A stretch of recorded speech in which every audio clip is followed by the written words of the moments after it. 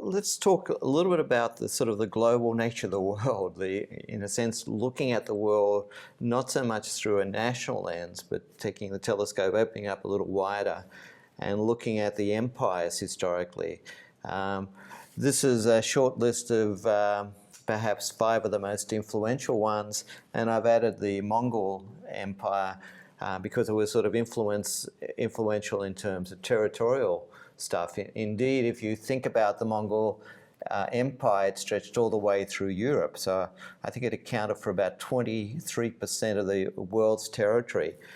Very much like the British Empire, as it sort of spread, colonising Australia and New Zealand, India, Africa, countries in South America, and Canada. And then the Roman Empire through Europe and part of Northern Africa. If you look at these empires, so you can sort of see them territorially, but you also can look at them through the lens of output of product.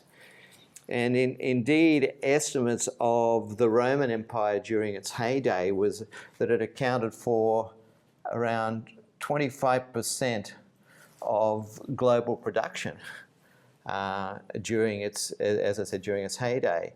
The Song dynasty in China, which some people would argue in the Industrial Revolution occurred in China earlier than it did in Europe, but it also accounted for about 25%. The Great Indian Empire also accounted for about 25%. The British, a little bit less. A good bit of its output was coming from its provinces, its colonies, but it accounted for a huge amount of the output of the world.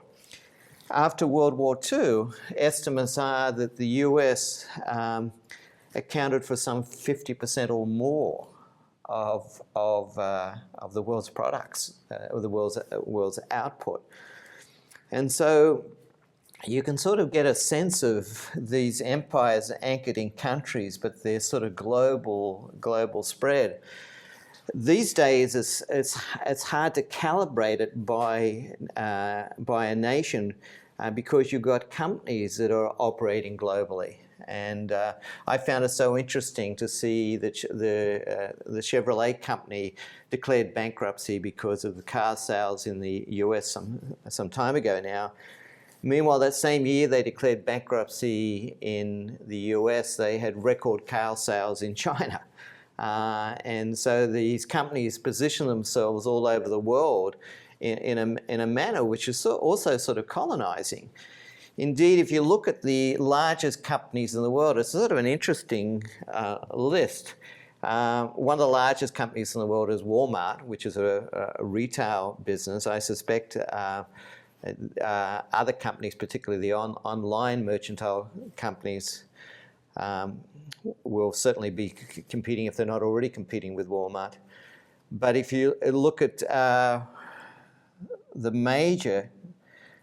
predominantly list of major ones, a good many of them are related to oil production. In China, the Dutch company, the British company, BP, and so on. And or utilities.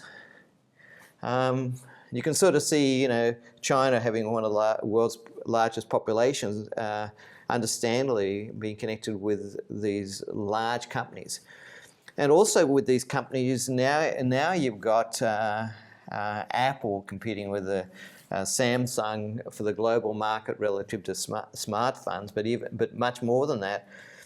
And Google competing for, in a sense, control of the internet spaces, along with some of the internet providers, such as Firefox and other groups.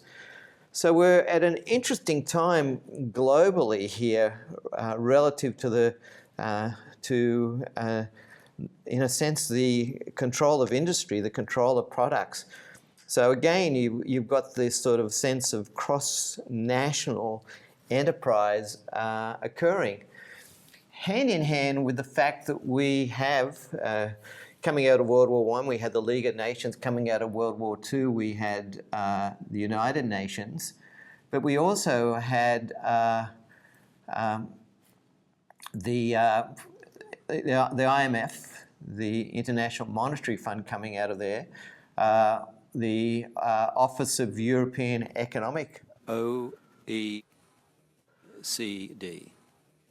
which morphed into this at a later date. You've got the World Bank,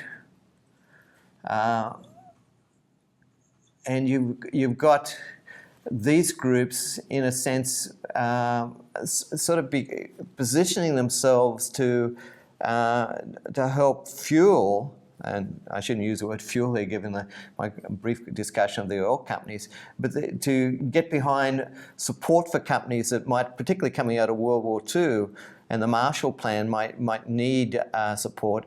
But it was sort of interesting is Keynes, a famous economist, was the person behind the IMF and the World Bank, and how we have these international managers sort of watching to see what's going on, investing in certain places so that we might avoid the sort of fiscal crises that happen in the, let's say, the 1930s in the world, to avoid the sort of problems that we have, and to also monitor currency developments and where might be a need to invest. But they're also behind international comparisons of education.